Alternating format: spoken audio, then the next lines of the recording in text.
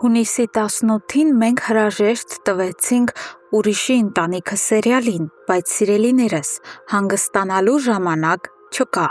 Էկրաններ է բարձրանում նոր, խոստումնալից ու ինտրիգներով լի մի նախագիծ, որի անունն արդեն իսկ շատ պարզ է ու խոսուն՝ տաքսիստը։ Այն մեզ տանելու է գլխավոր հերոսի կյանքի ամենախորքերն ու ցույց է տալու անսպասելի արկածներ։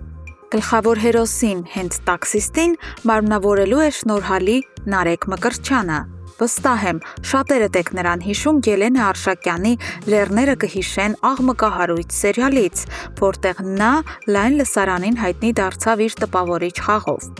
Այն ժամանակ նրա կերպարի անսպասելի մահը մեծ վրդովմունք էր առաջացրել, բայց այս անգամ շտապ եմ ուրախացնել Նարեկի երկրպագուներին։ Նոր սերիալում նա հանդես է գալու որպես գլխավոր հերոս, ինչը նշանակում է, որ հազիվ թե սցենարիստը որոշի նրան կրկին սպանել նախագծի ընթացքում։ Իսկ ով է լինելու նրա խաղընկերուհին։ Գլխավոր հերոսուհու բարդ ու հուզական կերպարը վստահվել է Ռոմելա Սարգսյանին, ով արդեն հասցրել է դառնալ Ելենա Արշակյանի յուրօրինակ մուսան։ Նախագծում ներգրավված են նաև այլ սիրված դերասաններ, օրինակ տաղանդավոր Կարեն Մանթաշյանը, ով մարմնավորելու է Ռոմելայի հերոսուհու հայրիկին։ Բացի այդ, էկրաններին կտեսնենք նաև Նարինե Մկրտումյանին, Մարիամ Սարգսյանին եւ Աշոտ Կարապետյանին։ Իսկ հիմա ամրագոտիները կապեք, որովհետև անցնում ենք ամենաինտրիգային ու շոկային հատվածին։ Բացեմ փակագծերը։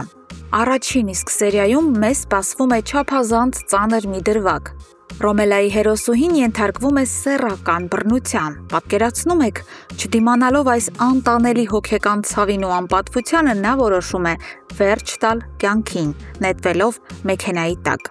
Բայց ճակատագիրը նրա համար այլ բան էր պատրաստել։ Աղջիկը ողջ է մնում, եւ հենց այստեղ էլ արթնանում է հոր Կարեն Մանթաշյանի մեծահարուստ ու ազդեցիկ հերոսի ցասումը,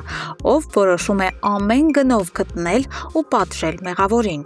Այստեղից էլ սկսվում է իսկական դրաման ու արդարության որոնումը։ Եվ այսքանից հետո, սիրելի հետևորդներ, ես ունեմ ձեզ համար իսկական անակնկալ։ Մենք ունենք դերասանուհի Ռոմելա Սարգսյանի բացառիկ հարցազրույցը, որտեղ նա կպատմի նոր սերիալի եւ իր կերպարի մասին այնպիսի մանրամասներ, որոնց մասին դեռ ոչ ոք չգիտի։ Տաքսիստը նոր հեռուստանովելով դերասանուհի Ռոմելա Սարգսյանը վերադառնում է էկրան, այս անգամ նոր կերպարով, բայց արդեն ծանոթ թիմում։ Կերպարի հետ կապված կարող եմ ասել, որ սկզբում հնարավոր է հեռուստադիտողին շփոթության մեջ գցի, մտածեն, որ նա ավելի թույլ ու անպաշտպան է, բայց իրականում դա կապված է լինում ընդամենը մեկ դեպքի զարգացման հետ, որը շատ կարևոր իրադարձություն է նրա կյանքում եւ փոխում է նրա ճակատագիրը, պատմեց դերասանուհին։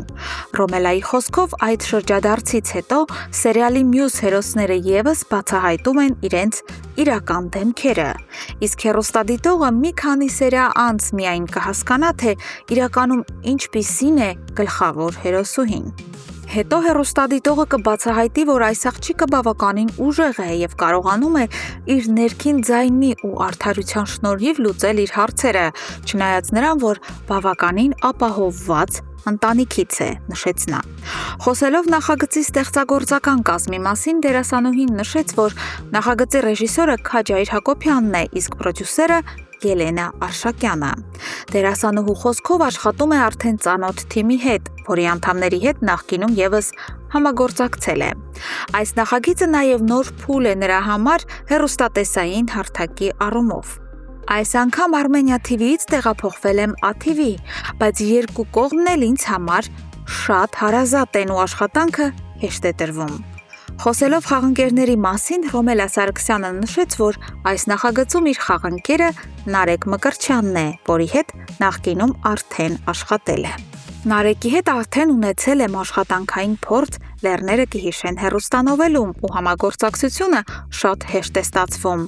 Արդեն մեծ սիրով հանձնում ենք նախագիծը հեռուստադիտողի դատին եւ իսկապես շատ ուրախ կլինեմ, եթե այն դուր գա, որովհետեւ եւ դերասանների եւ կադրի հետևում աշխատող ամբողջ թիմի համար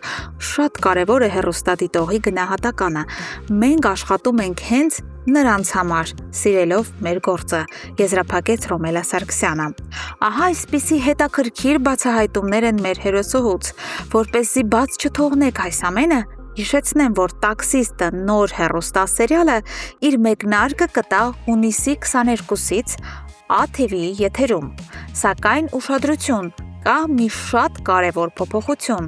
նոր սերիալը եթեր կհեռարձակվի ոչ թե ժամը 20:00-ին, ինչպես սովոր էինք, այլ ուշ երեկոյան 23:00-ին, այնպես որ պատրաստվեք բուռն ու դիտարժան գիշերների, իսկ հիմա գրեք մեկնաբանություններում, ինչ եք կարծում, արդարացված է արդյոք ժամի այս փոփոխությունը, և հարցազրույցից հետո էլ ավելի մեծացավ ձեր հետաքրքրությունը նոր նախագծի նկատմամբ։ Չմոռանաք բաժանորդագրվել ալիքին, որպեսզի բաց չթողնեք հաջորդ վերլուծությունները, կհանդիպենք շուտով։